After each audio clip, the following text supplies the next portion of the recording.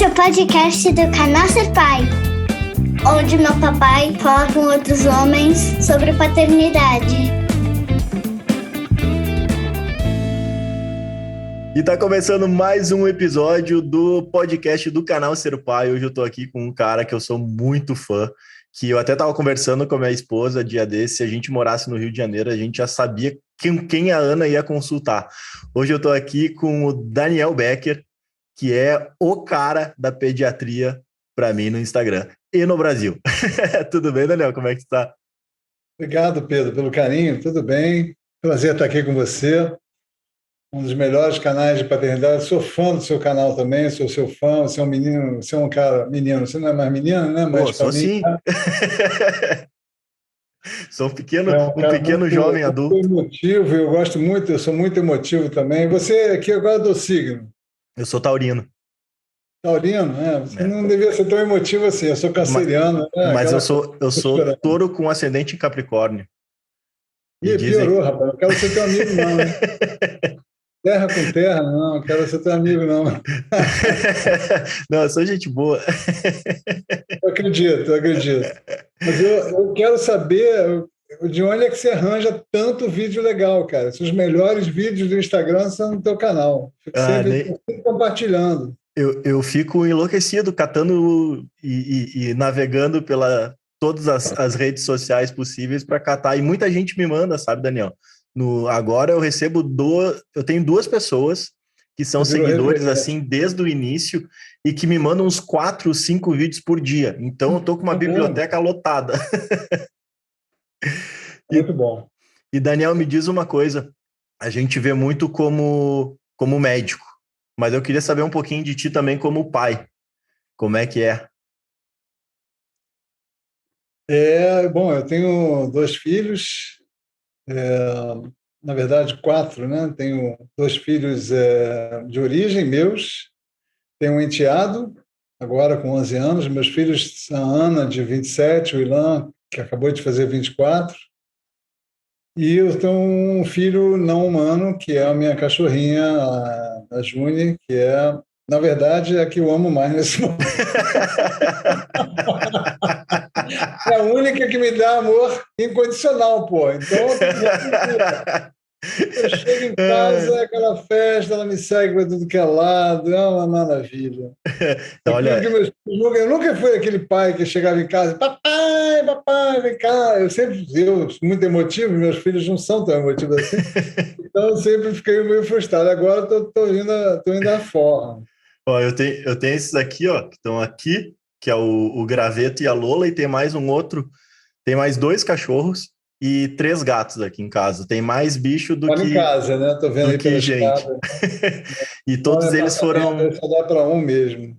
Todos eles foram resgatados. Daí o último que a gente tá, que é o Reni, que foi resgatado num atropelamento na frente do escritório da Renner, que é onde a minha esposa trabalha.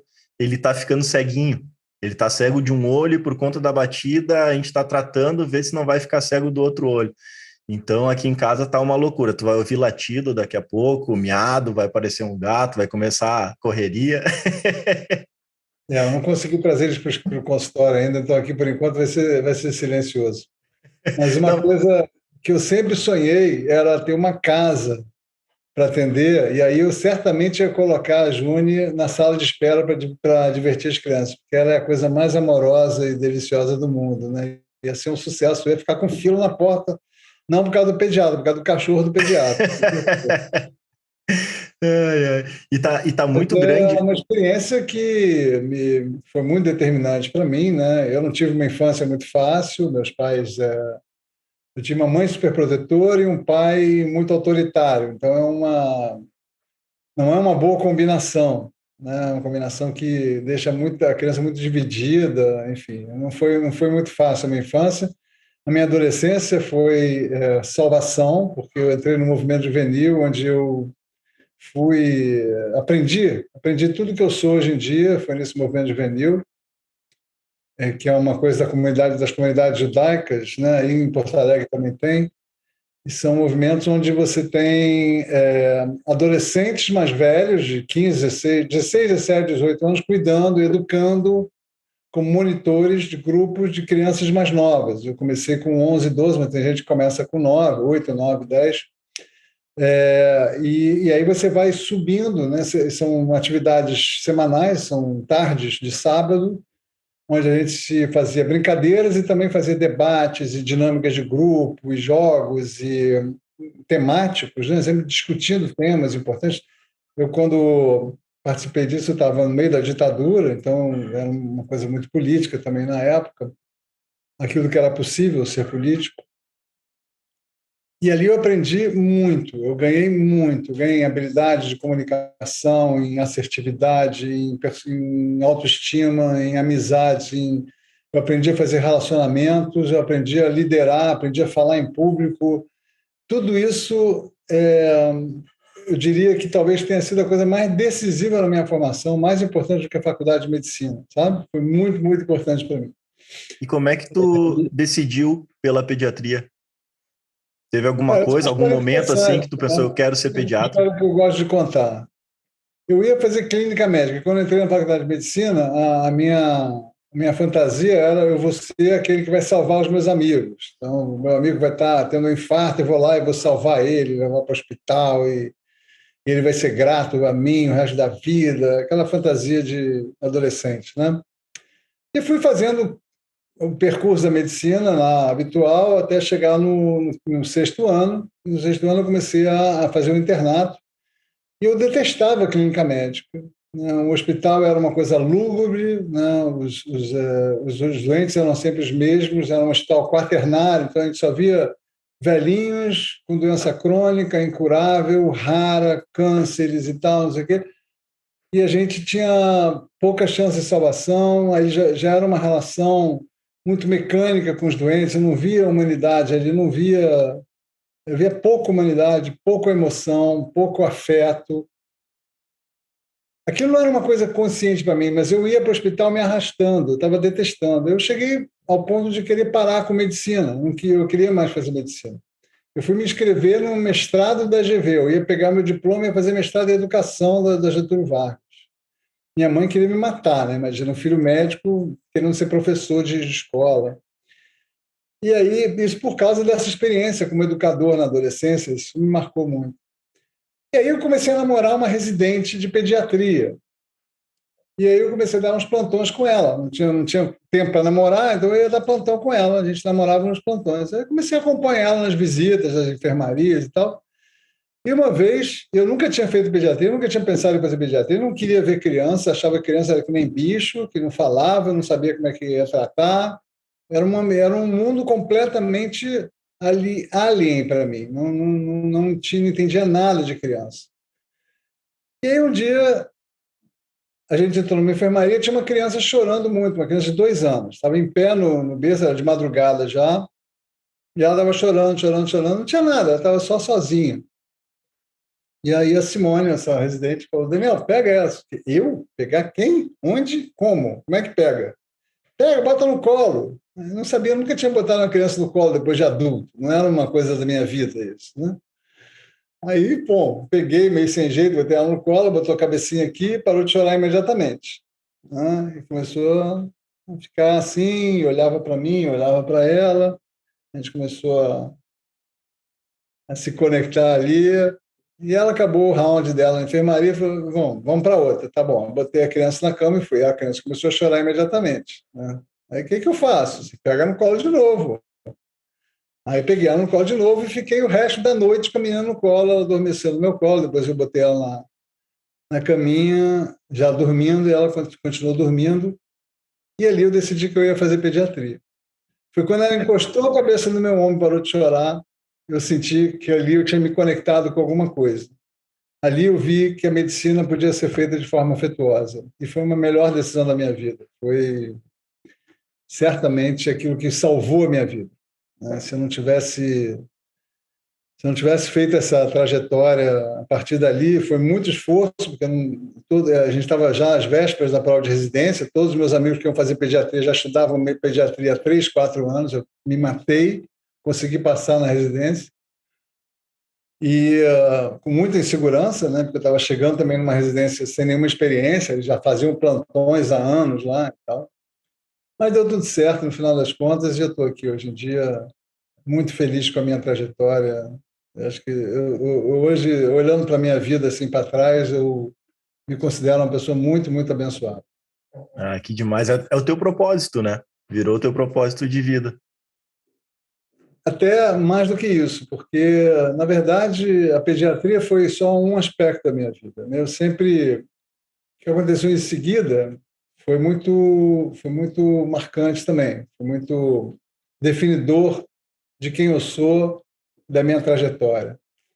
Então, na residência, a gente estava na UFRJ aqui no Rio, que é em frente à favela da Maré. A gente cuidava muito de crianças muito miseráveis e desnutridas. E tinha muita fome naquela época, né? Como está tendo agora de novo, graças a esse desgoverno. E a gente cuidava muito dessas crianças muito miseráveis. Moravam em palafitas, não tinham o que comer, aquela coisa. E aí, uma vez internou uma criança chamada Joyce. Ela tinha 8 anos e tinha 6 quilos. Era só osso. Né? Uma coisa assim absurda, absurda. Séptica, terminal já, uma infecção gravíssima. E aí ficou 3 meses sendo tratada. Depois de 3 meses, ela deu o primeiro sorriso.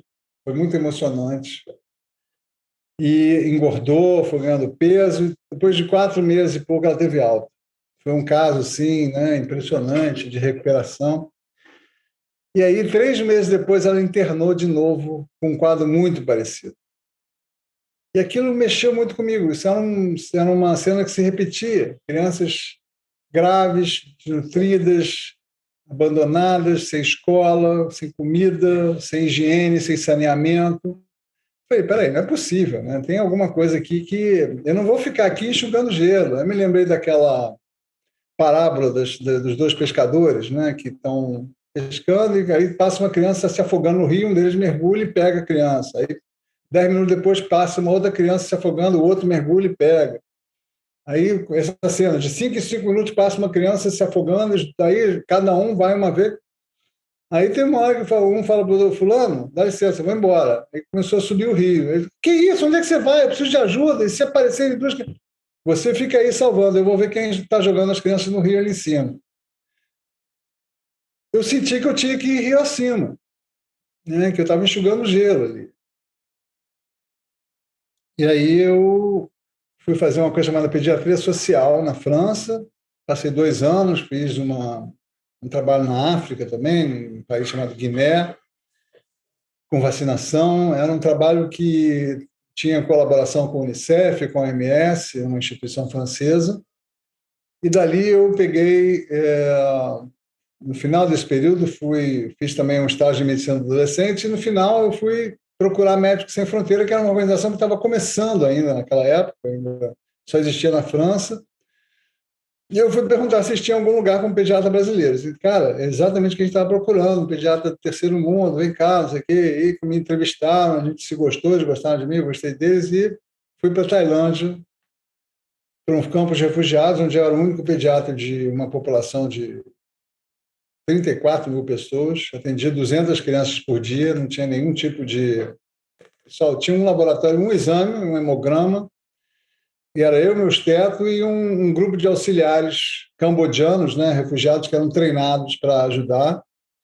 E foi uma experiência também muito, muito, muito marcante, muito bonita, onde eu aprendi muito. E uma das coisas que eu mais aprendi foi fora do hospital, que o Camboja tinha sido destruído, arrasado, por uma série de tragédias, né, de bombardeios americanos até um regime mais carniceiro depois do regime nazista, que é o regime do Khmer Vermelho, Khmer Rouge.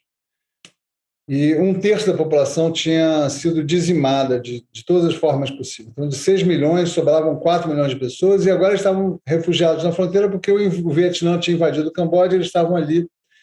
Mas os 2 anos de Khmer Vermelho eram um regime maoísta, que eles destruíram tudo que era civilizatório, desde máquinas, indústrias, comércio, gente que falava inglês, gente que usava óculos, tudo ia morrendo, ia matando tudo, que eles queriam fazer o Camboja voltar à Idade Média, né? Agricultura somente, essa era a filosofia do grupo, e acabaram com a religião também, e acabaram com a música, acabaram com tudo, né? A cultura foi arrasada, E aí tinha um refugiado, que era um refugiado muito especial, que era uma liderança ali, que criou uma ONG de resgate da cultura cambodjana. E as pessoas que participavam, e você imagina o que tinha ali de nutrição, de depressão, de suicídio, né? As pessoas eram usadas para guerrilha contra o Vietnã, eram recrutadas obrigatoriamente, as crianças eram recrutadas, enfim. Era uma situação muito trágica, né? Prisioneiros, não eram refugiados, eram prisioneiros e submetidos a todo tipo de restrições, humilhações e restrições de direitos.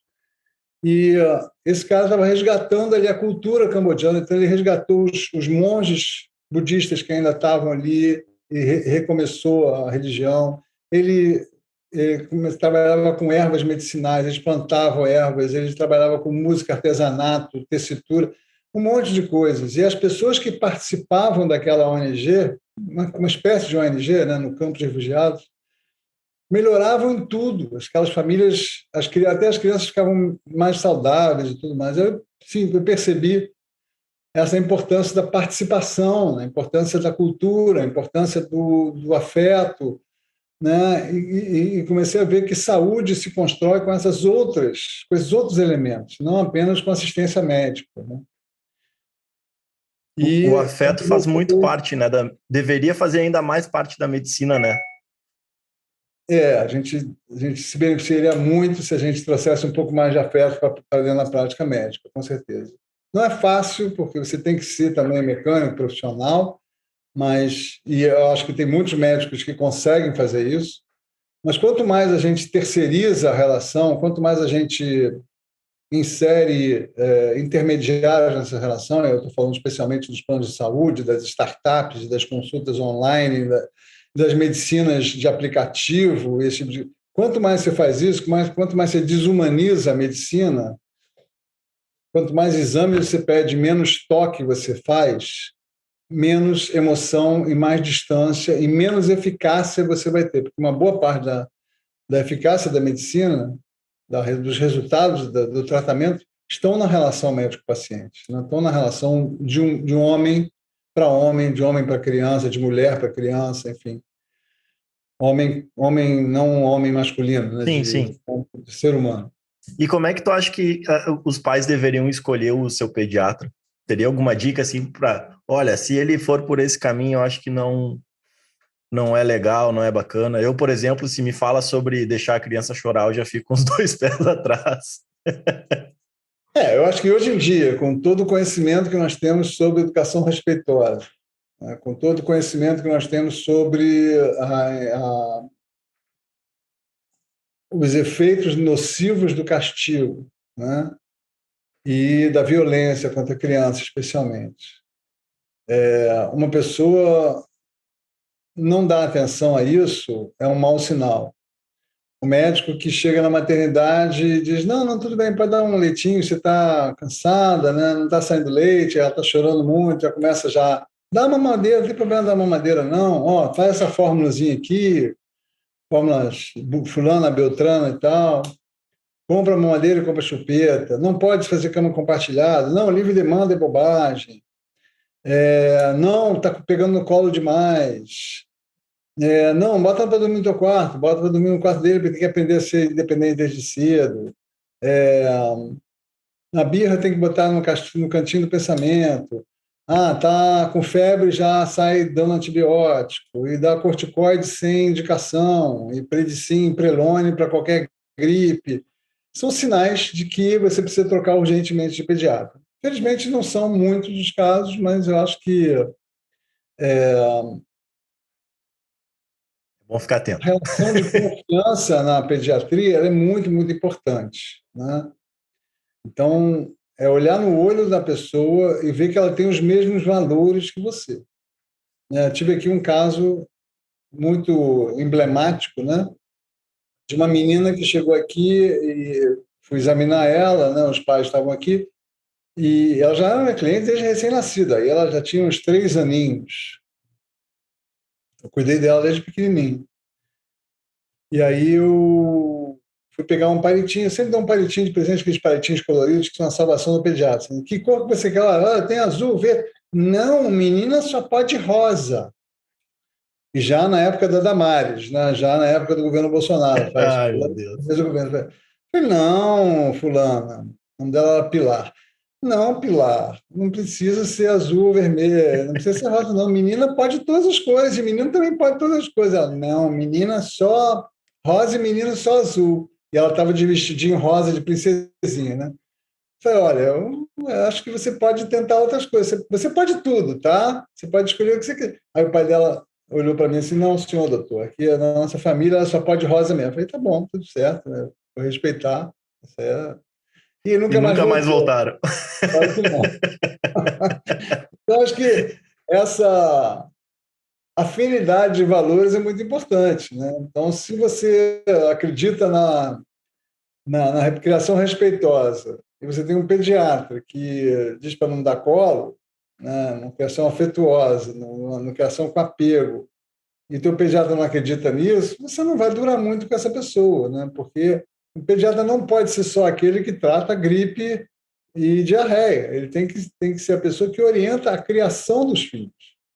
Porque hoje a gente vive uma realidade, Pedro, que as referências de criação de filho, que eram as avós, as bisavós, né, que era a própria família, elas desapareceram. As famílias estão muito fragmentadas, as pessoas estão afastadas. Quem tem sorte tem uma avó que vem até em casa e tal, na rede de apoio ali, né, especialmente quando é bebê recém-nascido. Mas isso é um privilégio que poucos têm hoje em dia. A maioria dos avós de 50, 60 anos estão em plena atividade laboral e não podem cuidar de netos. E muitos são esteio de família ainda, né?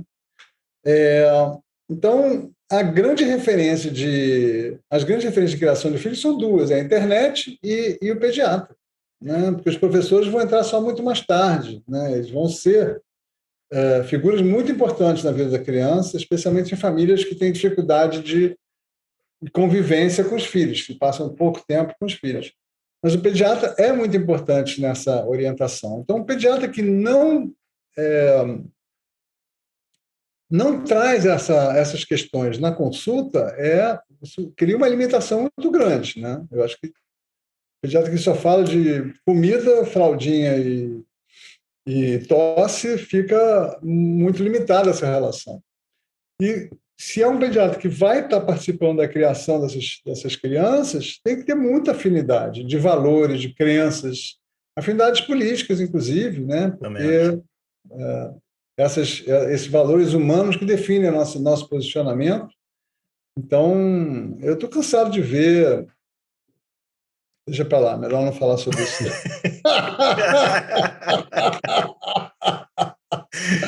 Eu gravei um podcast. Vou me comprometer aqui, depois vou ser processado, Pedro. Eu gravei um podcast com o Facundo Guerra, que é um empresário da noite paulistana, que é um cara super para frente, assim.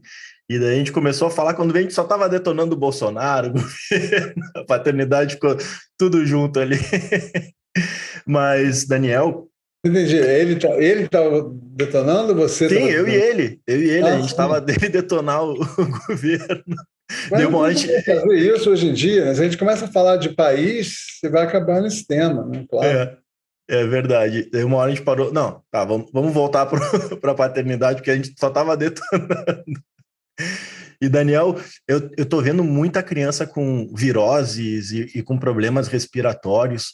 A Ana, agora, há pouco tempo atrás, ela começou com tosse, e daí a gente foi na médica, ela falou, é uma alergia a essas mudanças de temperatura.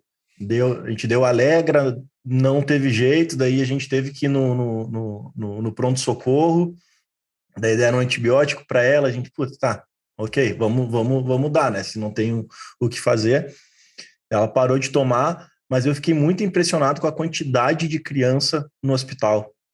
A primeira vez que a gente foi, que eu levei ela, fui eu que levei ela, porque a Milene estava trabalhando, eu fiquei muito impressionado com a quantidade de criança doente, tanto que eu falei, não, olha só, a gente não vai ficar aqui porque tem muita gente, tem muita criança que a gente não sabe o que é, e ia demorar 3 horas para ser atendido. Então eu pensei, olha, melhor voltar para casa e tentar marcar uma consulta do que ficar no pronto-socorro ali, né?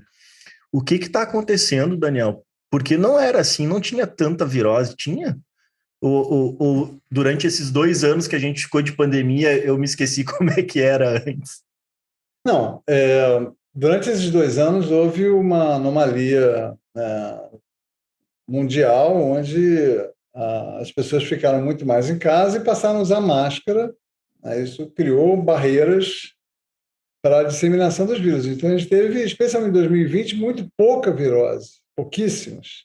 Em 2021, um pouquinho mais, que as crianças estavam voltando para a escola. A gente sabe, quem é pediatra sabe que o Natal de pediatra é de fevereiro até, falando em comércio, né?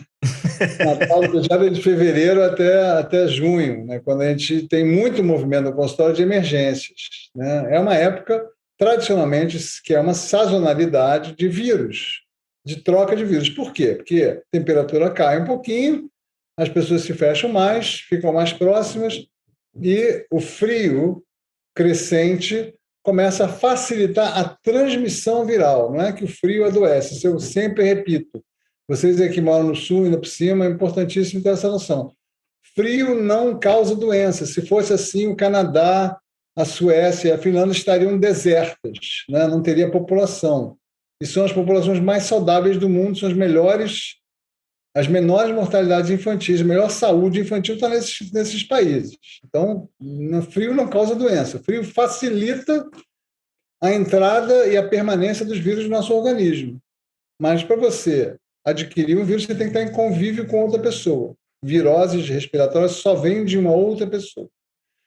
Então, é tradicional que o frio, né, que essa época tenha mais vírus, e aí o que acontece nessa época? Reinício da escola. Fevereiro, março, abril, explodem as viroses, porque as crianças começam a se encontrar, e isso é tradicional. Mas esse ano, depois de 2 anos de pandemia, os vírus tiveram um comportamento muito anômalo, né? E já estavam anômalos no ano passado, e a gente acredita que isso, um dos motivos é a Ômicron, que pegou tanta gente, pegou muitas crianças também, e isso pode ter diminuído a imunidade delas, e elas estão pegando viroses subsequentes, uma consecutiva à outra. Então, a criança pega uma, passa 10 dias doentinha, a febre passa logo, aí começa a tossir, fica 10, 12 dias tossindo, aí fica um dia boa, pega outra, volta para a escola, pega outra, aí começa tudo de novo. E algumas estão trazendo esses vírus para os bebezinhos pequenos em casa, bebês de 1 ano, 6 meses, 3 meses, estão adoecendo. Eu tive agora, mês passado, há 15 dias atrás, um casal de gêmeas de 3 meses que internou as duas com bronquiolite porque o irmão trouxe da escola. Isso está sendo muito comum. Um outro motivo é que também, como esses 2 anos as crianças estavam quase sem contato umas com as outras, muito menos contato que tradicionalmente, houve uma espécie de o sistema imunológico ficou meio destreinado, né? E essa confusão, essa convivência de vírus, está tendo muita co-infecção de vírus. As crianças estão pegando Covid e alguma gripe, estão pegando rinovírus e metapneumovírus. É uma confusão danada. Nunca houve uma época assim. Eu tenho 40 anos de pediatria e eu nunca vi nada parecido com isso. É muita virose, é muita doença e muita doença subsequente e algumas agravando, né? Então, eu sempre digo, né, não precisa sair para emergência na primeira febre da criança. Não faça uma bobagem dessa. Fica em casa, trata a febre, se a febre estiver alta, acima de 38,5, 39, não se dá remédio para febre 37, 37,5, porque a febre faz parte das defesas do organismo, ela ativa as defesas, dá muito líquido, isso é o mais importante, lava o nariz, né? A gente fala sempre de lavar o nariz, é importantíssimo. Se tiver tosse, dá comida quente, dá bebidas quentes, sopa, chazinho, chocolate quente, bota na sauninha do banheiro, lava mais o nariz, dá mais líquido, usa mel nas crianças acima de 1 ano. Tem muitos recursos para a gente cuidar das crianças em casa. E a febre alta geralmente vem 2 dias, a terceiro dia já começa a melhorar. Os 2 primeiros dias são os piores. Se você vai para a emergência, a primeira tosse, na primeira febre, você vai provavelmente ficar na fila, pegar outras doenças, pegar um médico que vai ficar ansioso, natural, não é nem incompetência dele, mas ele vai te dar um antibiótico, um corticóide, porque ele não sabe quando é que essa criança vai ver, se ele vai ver de novo, como é que ela vai ficar depois, ele fica inseguro, tem medo de que ela se agrave, que ele leve a culpa, e acaba dando remédio desnecessariamente, vai fazer exames muitas vezes desnecessariamente. Então, não tem que correr para emergência no primeiro sinal. Fica em casa, faz esses cuidados. Tá? Eu falo bastante disso no Instagram. E aguarda um pouquinho. Né? E saiba que ainda vai ficar em um mês sofrendo isso, porque pelo menos em junho, até o meio, final de julho, isso ainda está rolando. E, claro, manter vacinação em dia, vacinar para Covid, os maiores que já podem, acima de 5. Leite materno, quem está amamentando, é fundamental. Né? Isso tudo ajuda. E comer bem, ir para a natureza, fundamental também. Então, uma criança com febre, é claro que ela precisa ficar em casa. Mas uma criança que já saiu da fase febril, que está com catarro, está tossindo, um catarrinho no nariz, aí vai lavar o nariz e vai para a pracinha, vai correr, vai brincar, vai pular. Se tiver praia perto, melhor ainda, depois que acabar a fase aguda, né?